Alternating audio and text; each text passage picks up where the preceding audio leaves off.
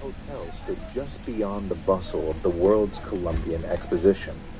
Its owner was a charming and well-spoken doctor who welcomed travelers with an easy smile. But inside the building's strange halls and locked rooms, quiet rumors began to grow, whispers that some guests had entered and were never seen again. Hear the full story over on my true crime channel, Saturn Soul, linked down below. Now enjoy the stories.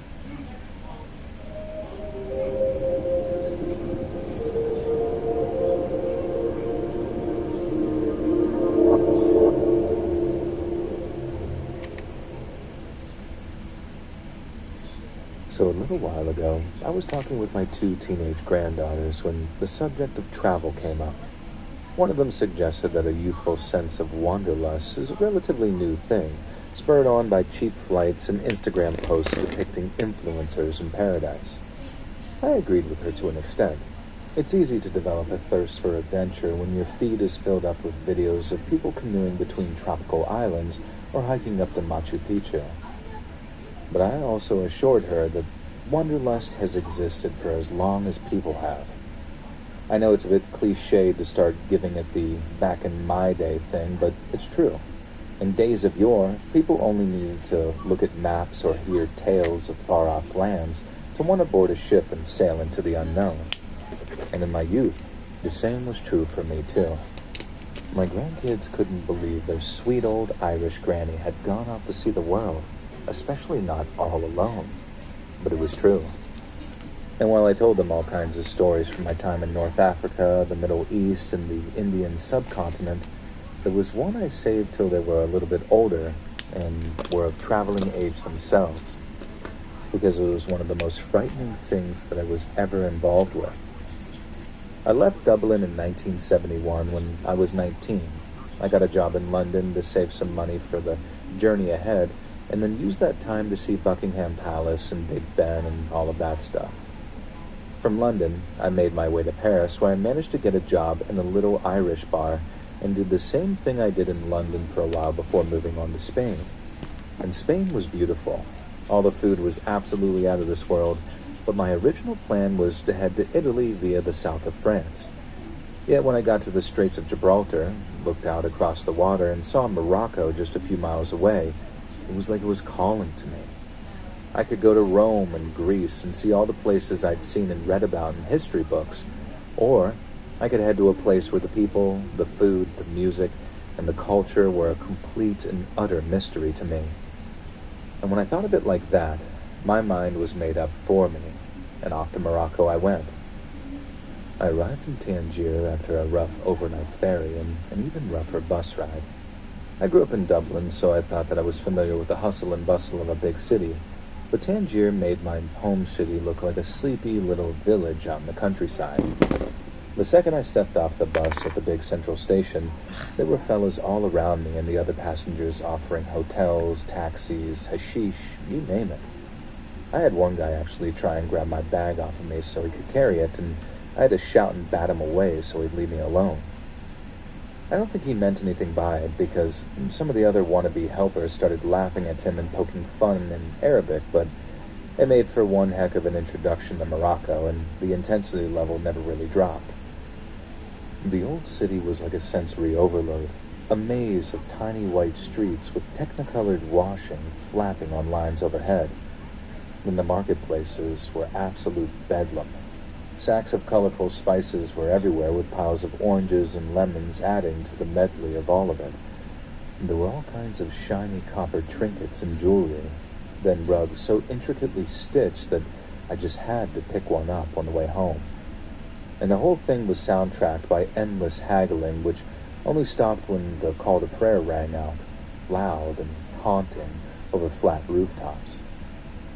The smells were amazing too. Everywhere smelled like cumin, cinnamon, and ginger, and in certain places I smelled this very strong, fragrant, but almost oily smell that I later found out was burning hashish. Now, I got a taste for the sweet mint tea that they drink over there, and my favorite spots to drink were this Cafe Baba up on the hill and Cafe Hafa right on the cliff edge.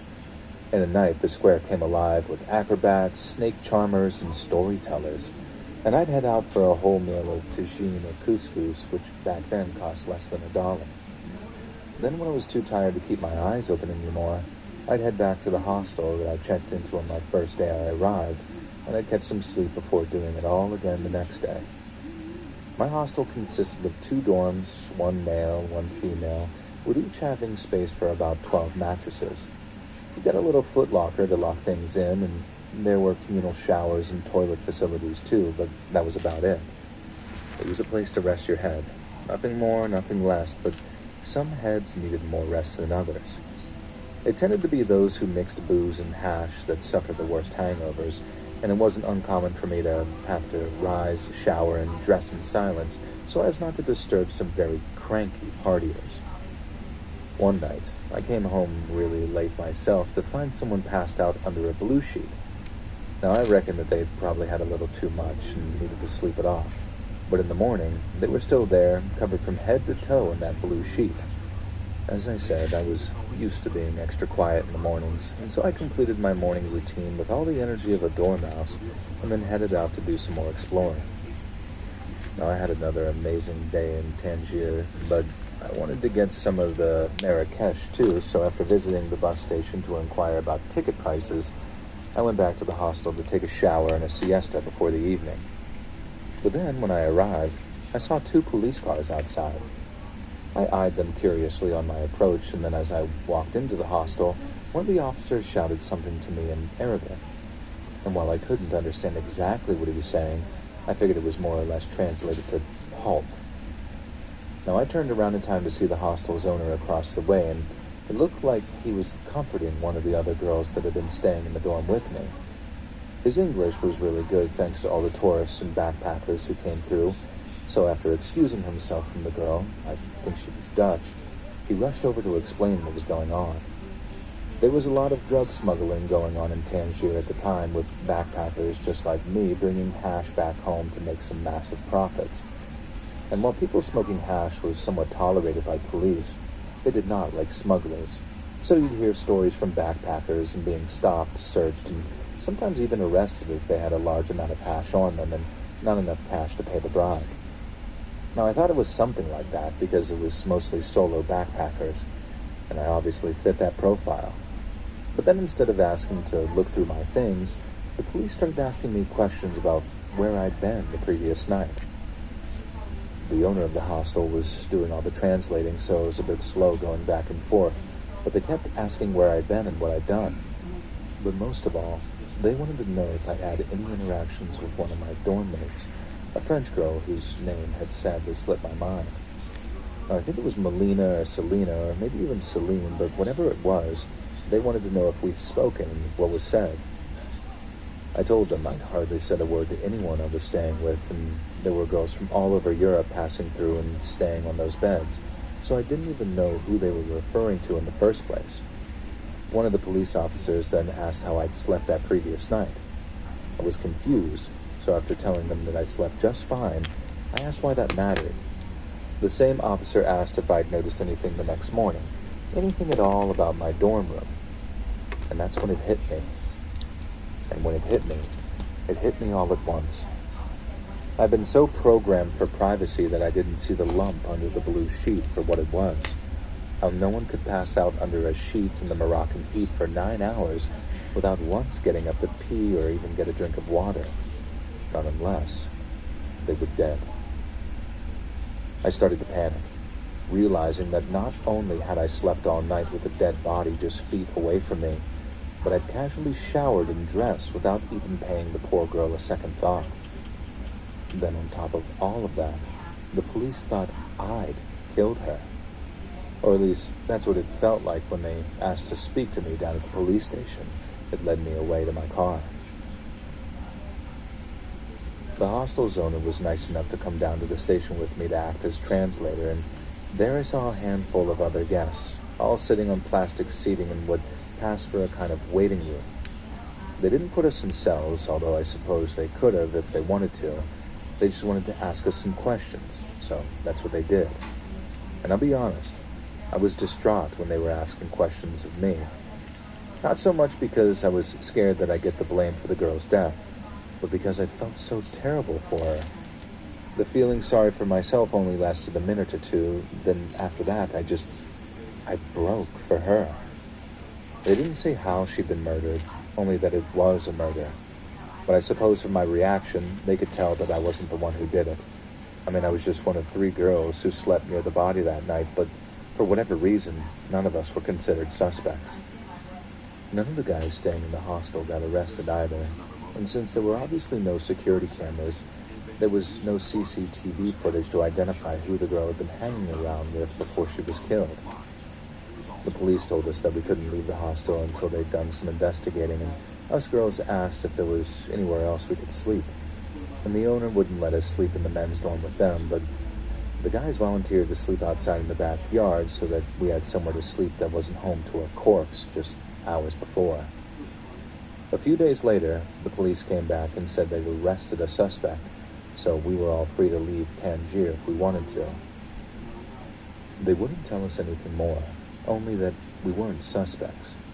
The experience formed a little bond in the group that ended up staying in the hostels after the girl's body was found, and I ended up traveling down to Marrakesh with them.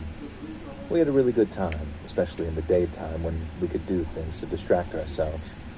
But at night, while we were smoking and drinking, someone would inevitably bring up the girl's murder and things would obviously get quite dark.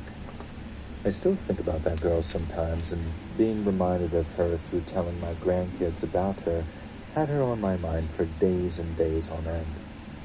I told them so they'd know to be careful, so they'd know not everyone out there is just a friend that they haven't met yet.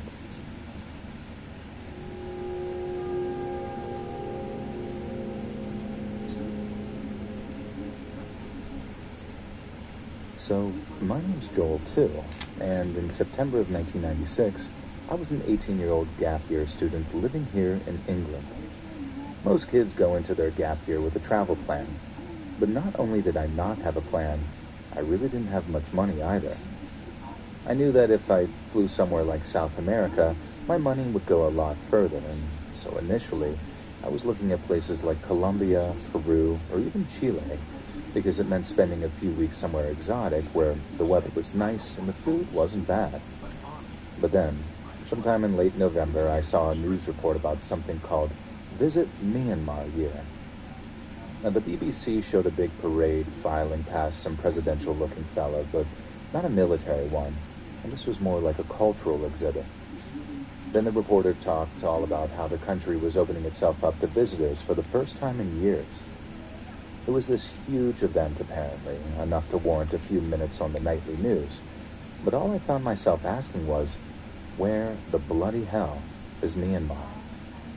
It turns out Myanmar is what Burma changed its name to in the 1980s. It was initially colonized by the British and then became a big battleground between us and the Japanese during World War II. And then after a brief period of democracy after independence, the country's army seized power. And then, after closing themselves off for about 30 years, they decided that they wanted a bit of tourism, hence Visit Myanmar Year. It was billed as this untouched paradise of white sandy beaches and lush green animal preserves. Only trouble was, it had a wildly authoritarian military dictatorship that did things like use political prisoners for slave labor. I heard Myanmar's government had built half a dozen brand new hotels using that same unpaid workforce, which gave rise to a counter-tourism campaign led by human rights campaigners called Don't Visit Myanmar Year. Now, it probably sounds horrible, and I'd never visit a place like that these days, but back then, all I was interested in was how far my money would stretch there, not to mention being one of the first tourists to visit the place in more than 3 decades. And so when I heard that I could live like a king for as little as a tenner a week, that was all I needed to hear. After a 17-hour journey, which included a short stopover in the Middle East, I landed in Yangon, formerly known as Rangoon. I didn't stay in one of those fancy slave-built hotels. Not even 5 stars of luxury could have swayed me into that one, I'm glad to say. But I did book myself into a nice little hostel near the city's Chinatown, which was priced at a head-spinning 80 pence a night. The British influence on the place is quite evident in a lot of the architecture, but Yangon also had some of the most incredible Buddhist temples I've ever seen, and the city's pagodas were something else entirely. Imagine a huge spire, almost 400 feet tall, and it's quite literally covered in solid gold plating. Then imagine how it shines in the midday sun in Southeast Asia when temperatures are touching 40 degrees in the shade. Needless to say, the Shwedagon Pagoda is one of the most incredible things I've ever seen, and since I was one of the first waves of tourism to hit Myanmar since it opened, I got a lot of stares. I didn't mind. In fact, I sort of knew that was going to be the case, so it wasn't a surprise either. Then after a day of walking around Yangon, trying out different foods and practicing my Burmese from the phrase book I'd bought, I made my way back to the hostel. It was a narrow side street, and it looked quite rough from the outside, but on the inside, past these two rickety wooden doors, it was actually really nice. The hostel's owner and operator, a guy called Min, was very proud of the place, and his wife helped do the cooking, his daughter helped with the cleaning and the laundry, and that was how they made their money. Min's English was really good, and he made me laugh when he quite deftly described his hostel as unassuming. And that was exactly the word for it, unassuming, because when he showed me up to my room, it was so much nicer than I expected. The place was spotless, the bed was small but comfy and clean, and while the toilets and showers were communal on each floor, there was no one else staying on mine, so I had a section all to myself. And by about day 3, I figured that I made the best choice of travel destination possible, not just because the weather was lovely and the food was so good, but because the place was just so weird. It had been isolated for 30 years, and Myanmar still didn't properly open itself up until about 2011. So when I was there, it was almost like going to North Korea or something like that today, with the place having developed its own little microculture. Going to temples and all of that was fun, but it was a buzz just meandering around and soaking the place up, too. At night, I'd open up the windows of my room and then work my way through a bottle of beer or two, smoking cigarettes and just sort of listening to the city hum. But that's how I noticed how, late at night, Min would walk people through the hostel, out into the backyard, and into what looked like a small storage shed. And from my perspective, it didn't look like anyone ever came out again. I say shed. It was made of concrete and had this big iron door with one of those letterbox-style peepholes on it. But the structure itself couldn't have been any bigger than a garden shed. Min would walk them up, chatting like he was old friends with whoever he was with. He'd knock on the door, the peephole would slide open, and then so would the door once the guard or whoever was happy everything was cool. Now I reckon that there must have been some stairs heading down into a basement or something, because one night, Min took around 20 to 30 people out to the small concrete structure. Enough to make me think that there was almost maybe a party going on down there. Then, the night before I decided to ask him about it, Min had caught me watching him from the window at about 1:30 in the morning. He stopped, gave me a sort of blank stare, and then just carried on walking. Now, the following afternoon, Min was at reception when I returned from lunch. Now, he gave me this playful look as I approached him and then said something about how I was doing a bit of spying that previous night. He wasn't confrontational about it, so I confessed that, yes, I had been a bit curious about what was going on in the back. Min said he hosted gambling nights down there. Nothing too extravagant, just a few games of cards played among friends for some pocket change. But then, being the curious soul that I was, I asked if I could join him one night for a few hands of whatever they were playing. Min laughed and said that while he understood my sense of adventure, he didn't care to mix business and friendship, especially not when there was money on the line. But I wouldn't hear it. I very crassly proposed that I buy my way into the casino, but Min wouldn't hear it either. And in the politest way possible, he insisted that I stop asking, because the last thing he wanted was for me and him to have a fallout. Now, I took it on the chin. He'd been a great host and his wife's cooking was phenomenal, so the last thing I wanted to do was disrespect him.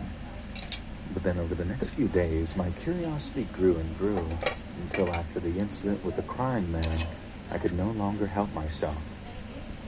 I was doing my window watching routine one night when, at one point, the door of the concrete shack opens up, and Min steps out with a guy who was crying. Min was silent, and the crying guy was doing all the talking around his sobs, staring off in whispers at first, but then getting louder and louder until Min barked something at him, and the man went quiet. Min then took what looked like a big roll of money out of his pocket, peeled a few off, and then stuffed them in the man's shirt pocket. But the crying man didn't seem interested. He just kept whimpering things to Min in Burmese. Now, watching on, I thought the crying man had lost all of his money or something like that, and that the backyard casino had way higher stakes than just a bit of pocket change. It might sound mental to anyone older than 25, because it most certainly sounds mental to 47-year-old me these days. But I just had to know what was behind that door. I mean, what was really behind that door. It took a couple of days for that blister of curiosity to really fester away in me. But when it reached bursting point, I went to one of only 2 banks in the whole of Myanmar that allowed access to international bank accounts. There, I withdrew exactly 1 million kyat, which I think was about 50 to 60 quid back then, give or take. And the teller gave me some really funny look as she counted out the cash, but I didn't care. My only concern was thinking of something I could occupy myself with for the next few hours until the sun went down and the night drew in, and Min started welcoming his friends down into that shady basement-looking place. Because when he did, I was going to knock on the door, ask to speak to him, and then offer him a cool million to let me in. I had this idea in my head that it'd be some wild Asian gambling den, with fellas smoking opium in one corner and playing ancient and indecipherable games of chance in another. And after seeing the shiny, happy side of Yangon for 10 days straight, I was ready to see its underbelly in the final few days I had left there. And so, around 1 a.m, just like clockwork, Min started walking people out towards the concrete shed. I waited until he walked about 24 people through the yard, and then after chugging half a bottle of beer for some Dutch courage, I made my way downstairs and out into the yard. My heart was going a mile a minute by the time I knocked on the door. The letterbox-shaped peephole slid open, and an angry-looking pair of brown eyes appeared before their owner barked something in Burmese at me. I just asked, "Min?" a few times, hoping he'd understand, but all the guy did was slide the peephole closed again. Now I was left standing there, money in my hand, thinking, they're not just going to let me in, are they? And I also reckoned Min might get so annoyed that he'd threaten to kick me out of the hostel. But the idiot teenager in me thought that it'd be a good idea to try knocking again. And I thought, if Min won't come to the door, then I tried bribing the doorman. But then no sooner had I knocked, it swung right open, and I was faced with a very angry-looking Min. Now, it was very frightening, to be honest, seeing this kindly Burmese bloke suddenly turn on me. I honestly had no idea what to say, and so I did the only thing I could think of, held out the wad of cash, and told him he could have it if he'd let me into the casino. I honestly thought it was the money that had changed his mind, but when he finally did relent, he told me to put my money away and save it for betting. I was elated, but then Min suddenly threatened me with what he'd do if I didn't stay quiet about what I saw. He said if I went to the police to talk about what I'd seen down there, he'd arrange for them to find some pills in my luggage. He didn't specify what kind of pills, but he didn't have to. I knew what he was getting at. If I grassed him up, he'd have to punish me. But if gambling wasn't completely restricted in Myanmar, and Min's little backyard casino wasn't illegal since he wasn't profiting from it, then what the hell was he threatening me for? I didn't dwell on that, though. I couldn't. Min was standing right in front of me waiting for an answer. And I told him that I accepted his conditions, and that I wouldn't breathe a word of what I'd seen. I neglected to mention that I intended on telling everyone once I got back home, because of course, I was going to regale them with the tales of my adventures. I just wouldn't say anything to the Burmese police.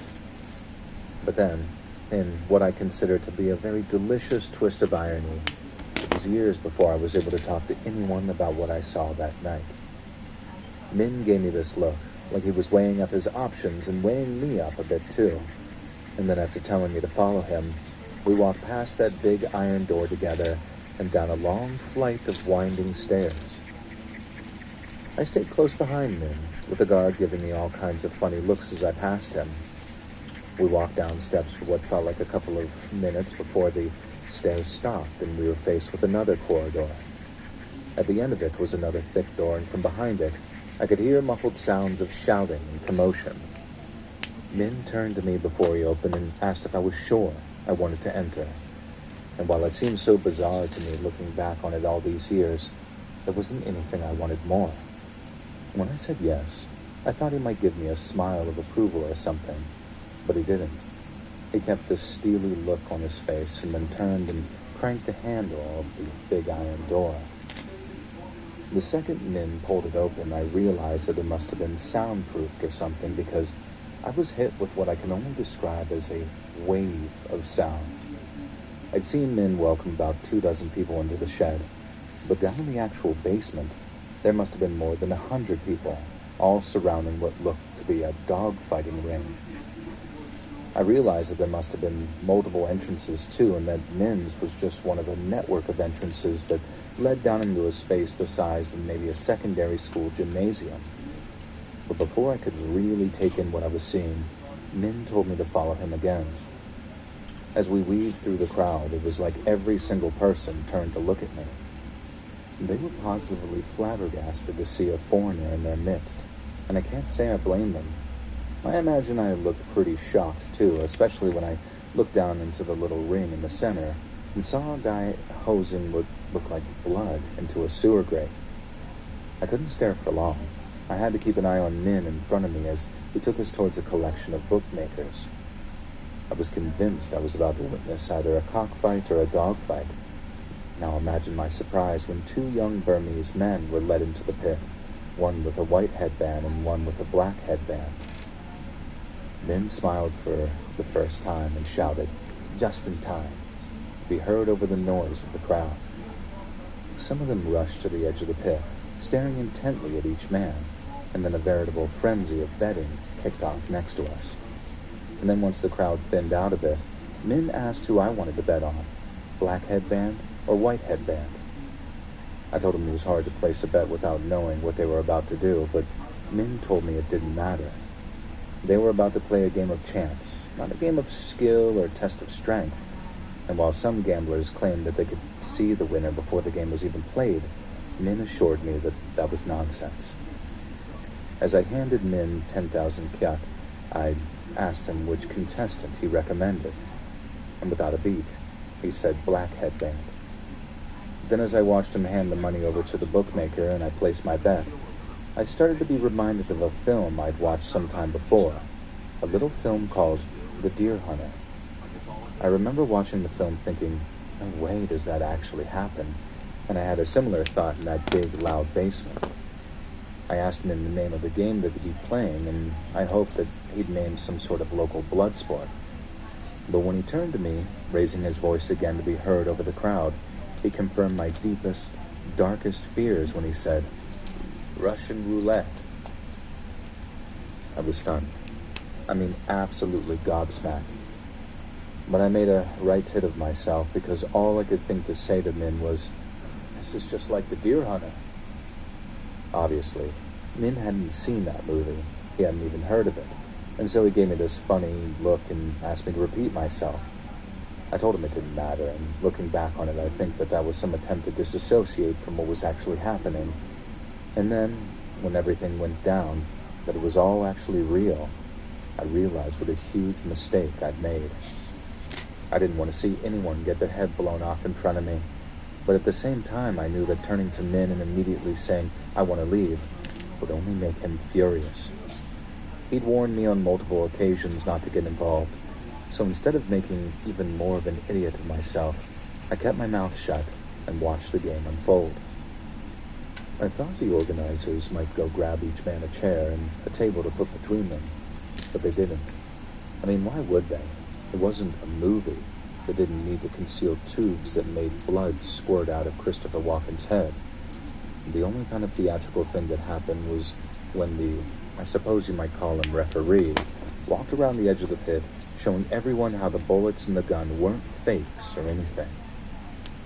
He walked slowly, shouting something in Burmese every so often, and then once he'd completed the full loop, the two contestants stepped face to face with one another. The referee shouted something, and then everyone went quiet.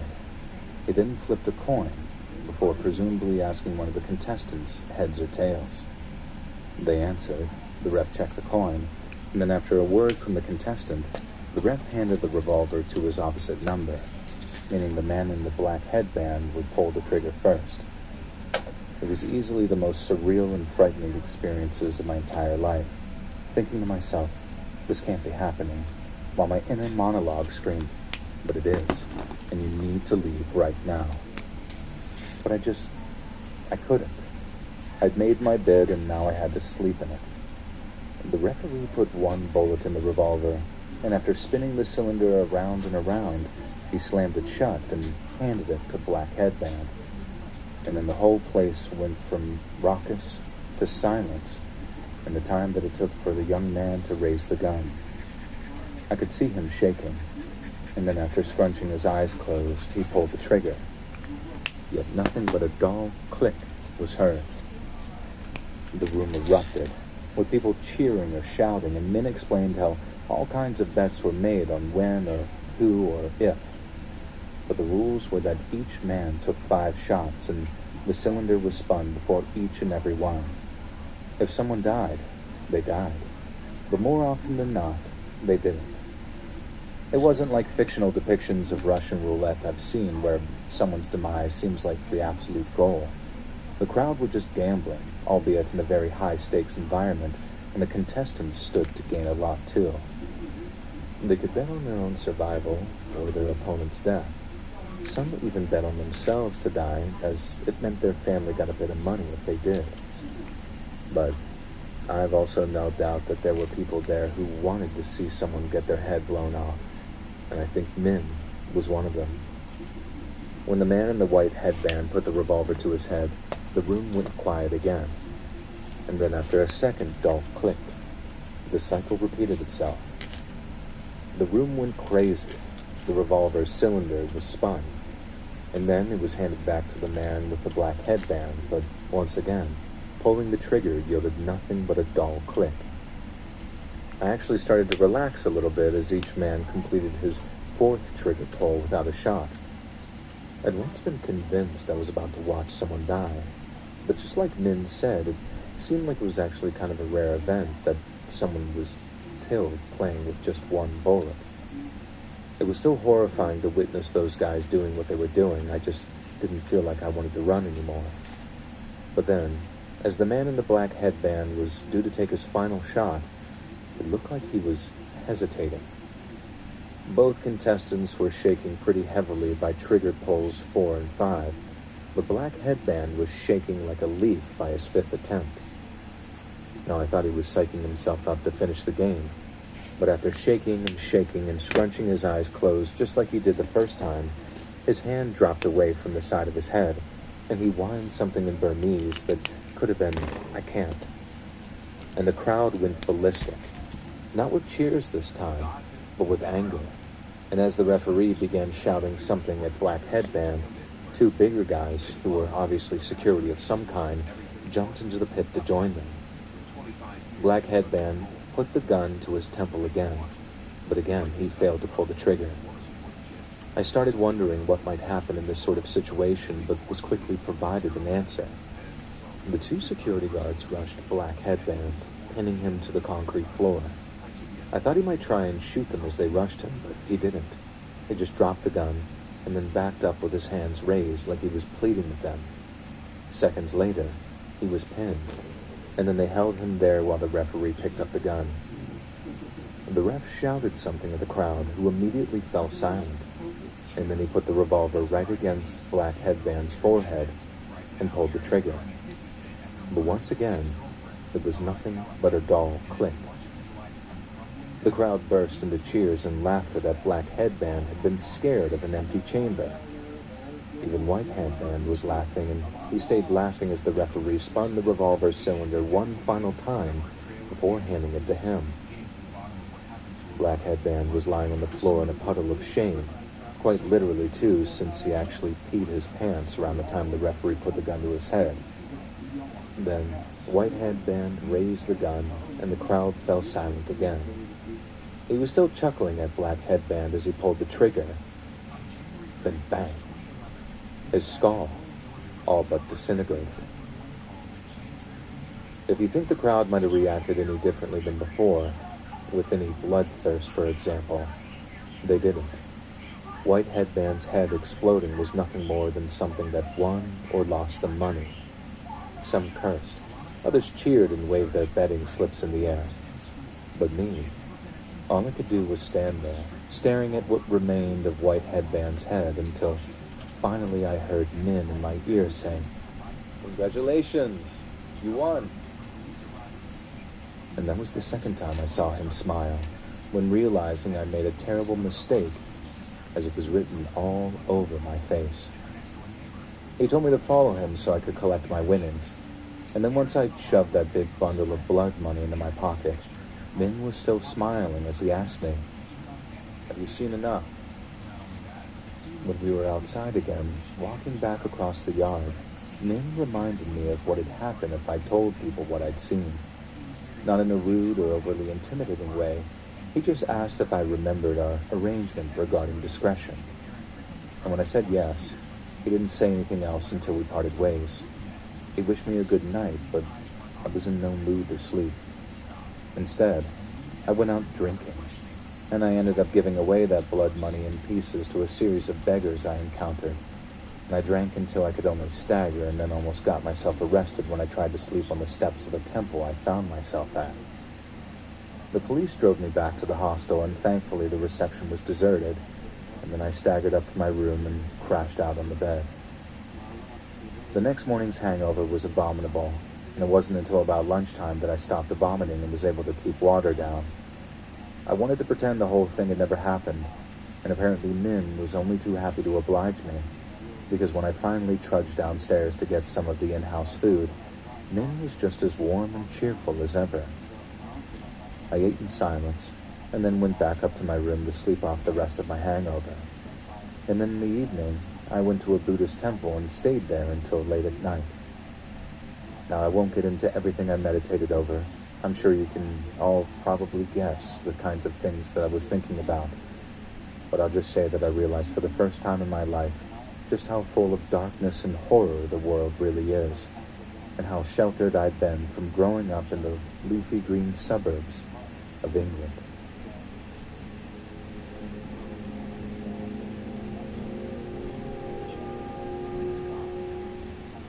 My name's Devin, I'm from Ohio, and I think you could probably shoehorn this story into a video of yours because it's easily the scariest thing that's ever happened to me. So back in 1999, I decided to do a little traveling before college. The Philippines was beautiful, Vietnam was awesome, and Malaysia turned out to have some of the best food I've ever tried. But it was in Thailand that I got a tip from a fellow backpacker, and that tip was to head to Sri Lanka. Sri Lanka is this little island off the coast of India, and while it has many of the same flavors as its much larger cousin, it got a very different feel. At least out on the coast it does. The capital, it's called Colombo, and it's sort of like a big human filing cabinet in places. Definitely not my scene, but the little coastal towns were almost like paradise. It was all sun, sea, and surf, and then after deciding it was good enough of a place to spend a week or so, I checked into this little beachside hostel, and that's where I met Mika. Mika was from Finland, and Mika was crazy. Fortunately, I mean that in the best possible way, as in he was probably the most fun-loving, party-going person I had met on all my Asian travels. He was the one who showed me all over Hikkaduwa and like where the best food was and where the beer was cheapest and coldest. And he also showed me a place that did some really good iced coffee, something I think I might have lost my entire mind without. He also showed me a place that did good iced coffee, something I think I might have lost my entire mind without. And he also showed me where all the surfer girls liked to party once the sun went down. Now, one morning after waking up, we decided to blast away the cobwebs with a local hangover cure of eggs, and more eggs, with a huge side of red chili sauce. And then when we got back to the hostel, there was someone in our room. The hotel was divided up into maybe 5 different communal rooms, and each one had 3 beds. I met Mika because we were sharing a room, and the 3rd bed had been empty, but when we got back from breakfast, someone had taken it. We had to wait a minute before they returned from using the communal showers, and when they did, a giant walked through the doors to, well, I was going to say greet us, but he didn't. This huge, fat-as-hell red-headed dude walked in wearing nothing but a towel and some flip-flops, and he then gave us some blank stare and then started unpacking the rest of his stuff from some roller case. Mika was the first to say, "Hey man, how's it going?"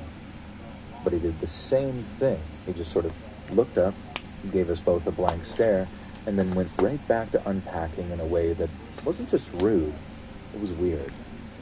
I gave Mika this sort of look when the fat guy's back was turned, as if to say, what the hell is this guy's problem? But then, after a moment of what looked like deep thought, Mika asked the guy, "Ruski?" Only then did the guy speak and say, "Da, Ruski," in reply. It turns out the guy was Russian, and since Finland and Russia share a border, Mika knew enough Russian to explain that he spoke a little before asking the guy's name. I mean, I didn't understand what was being said. I just saw that the guy got very defensive before Mika raised his hands as if to say, "Okay, I'll stop." It turns out when he asked the Russian guy his name, he replied with the Russian equivalent of "none of your business." And then Mika basically asked him what his problem was, and the guy told him to back off, and so Mika did, and then recommended we leave. He filled me in as we walked along the beach towards a bar we like to hang out at, and then he laid out our options over some beers. And by that, I mean what to do about that Russian guy, since he was clearly probably going to be a problem. Mika said if he was a total a-hole, we could just pack up and move hostels. We'd lose out on the days that we'd already paid for, but everywhere was so cheap that it kind of didn't matter if we just pitched up someplace else. But then Mika also said that since the guy was Russian, there was like a 50% chance that he'd end up being chill as hell once he was drunk, and figured out that we didn't actually hate Russians. Now, we figured stay one more night, see if he's cool, and if not, then we'd move on. And then we kept on drinking on the beach till the sun had set and it was time for the real party to start. Now, to cut a long story short, we met up with some British girls, who obviously drank like sailors, and then since both me and Mika ended up hitting it off with the 2 of them, he slipped away to his girl's hotel room after wishing me some good luck. Now, my girl and I can't go to her friend's place because they shared a hotel room, so I invited her back to my hostel, hoping that the Russian guy wasn't there. But then right as we're trying to get a tuk-tuk, which is kind of like a motorized rickshaw, the British girl starts projectile vomiting into the street. So not to sound mean, but I knew it was a write-off. And so instead of bringing her back to the hostel, I bought a few bottles of water from a nearby store, both for her to drink and to rinse the vomit a little, and then joined her in the tuk-tuk back to our hotel so I could make sure that she got home safe. It was the right thing to do, so that was cool, I suppose, but the real bonus was knowing that Mika's alone time with his British girl was about to get interrupted. It was a nice night for a walk, so I saved a little money by walking the mile or so back to my hostel. But then instead of taking the road, which got kind of sketchy at night, I walked on the beach. The night sky is incredible out there, another reason why I chose to walk instead, but then maybe about halfway through my walk, I see these 2 Sri Lankan guys standing on either side of someone sitting on some lounge chair. And even from a distance, I could tell it was the red-headed Russian. The Sri Lankan guys were standing, but the Russian was almost as tall as them sitting down, like he was this huge lump just sitting there silent while the Sri Lankans were talking among themselves. Now, I'm in a pretty good mood, right? So I see the Russian guy and I say, "Hey, buddy, how's it going?" And then I ask the 2 Sri Lankans what's going on. They explained that they'd closed the bar for the night, and when they tried to get the Russian to leave, he ended up sitting his butt down in one of their lounges. The same lounge chair that they needed to clean and stack before they could get home for the night.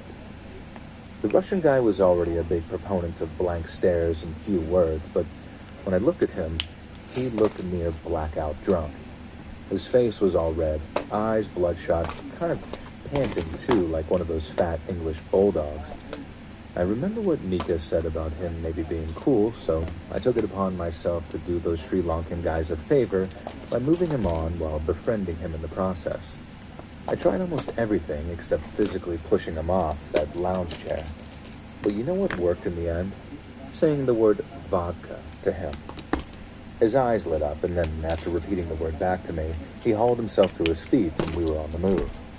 The Sri Lankan guys were very grateful and were yelling, "Thank you, good night," as we walked off. Then, being drunk out of my mind, I started just yapping at the Russian guy in a language he couldn't understand, just for the fun of it. Now, I remember saying, "What's your deal, dude? I bet your parents made you wrestle bears in the circus, because you're built like a freaking tank, aren't you?" Now, he didn't say anything in reply. He didn't even look at me. He just kept staggering along the beach at my side as I kept on yapping away. We walked for maybe 5 or 10 minutes, and then the hostel we were staying at came into view. But when the Russian realized that I hadn't taken him towards vodka, he got mad. He turned and then started staggering towards me, saying something in Russian. I told him to chill, that we could get some drinks another time, but nothing stopped him. I didn't think he'd do anything, so when he did, I reacted way too slowly and ended up basically wrestling with a dude who was easily 30 to 40% larger than me. And as you can imagine, that didn't go well. He quickly overpowers me, puts me in a headlock, and then starts smashing the top of my skull with his fist. And his punches hurt like a mother effer, and all the while I'm yelling at him to stop and get off of me, but all he does is keep pounding. I was able to slip out of the headlock with a lot of struggling once he tired himself out a little, but I was so drunk that when I did, I immediately fell on my ass again. And when I did, that Russian guy was on top of me with his hands around my neck. I don't think I'll ever forget the feeling of terror for as long as I live. The one I felt when I realized that this wasn't some drunken scuffle anymore, and that if I didn't get his hands off me, I was probably going to die. I tried pulling his hands away by the wrists, but that was no good. And then I tried throwing punches up at him, but nothing that landed seemed to have any effect on him. I kept punching and punching, trying and failing to fill my lungs. And then when they started to burn, I thought, Jesus Christ, man, this is it. This is how I die. I remember trying one last thing where I reached up and started trying to gouge his eye, but still, this Russian guy didn't let go of me. But then just as I was starting to get weak and feel my head start to spin, I heard this voice shouting, "Oi!" And this human missile flies in on the Russian and knocks him square off me. I was still rolling around in the sand, trying to catch my breath, as this voice in some heavily Australian English started yelling, "What's wrong with you, you dog?" And then when I rolled over, I saw 2 of his friends join in, and all 3 of them were built like football players. And one of them starts asking me, "Are you all right, mate? Look like a nasty bit of business. Are you 2 mates or what?" I could barely get a word out, but I managed to rasp out a no, as 2 of the Aussies proceeded to pin this Russian to the sand by sitting on him, while the 3rd said he'd go and get the police. I asked if I shouldn't hang around so I could tell the cops what had happened, but they said that they'd sort it, in their words, and then told me to get myself home and shower to get the sand off me. That's when I realized how covered in it I was. How there was sand in my hair, in my mouth, even my nostrils too. And to this day, I have next to no idea how it all had gotten there. Now, I have no idea what happened to that Russian, if he was arrested, charged, or deported, or anything like that, because after telling Nika one hell of a story when he got back later that night, we ended up moving on down the coast the next afternoon. We just didn't want to risk it, you know. There had been enough bad vibes already, so why risk even more of the off chance the Russian managed to skirt his way out of trouble? And the rest of my trip was fine. In fact, nothing like that has ever happened to me since. But even now, I still think about what might have happened if those 3 Aussies didn't show up for me. And I'm just as grateful for them today as I was when they first showed up and saved my life. Hey friends, thanks for listening. click that notification bell to be alerted of all future narrations.